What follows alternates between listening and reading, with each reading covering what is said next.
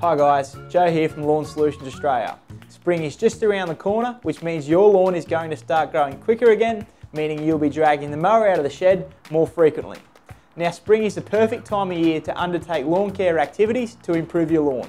So now is the time to make sure all your gear is in tip-top shape and to ensure you have everything that you need for spring. The two main tools you will need are your lawnmower and a whippersnipper. Now is the time to get them serviced and ready to go for the work ahead. One of the core activities you'll have to do this spring is fertilising. The fertiliser spreader like this one will make light work of the application process and give you a nice even coverage across your lawn.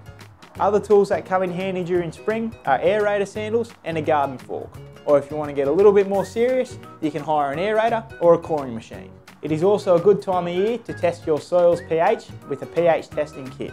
This will let you know what nutrients you need to add to your lawn for the months ahead. With your tools ready to go, you'll be ready to rip in when the grass starts to kick again. Check out the Lawn Solutions Australia website for more helpful lawn care tips and advice.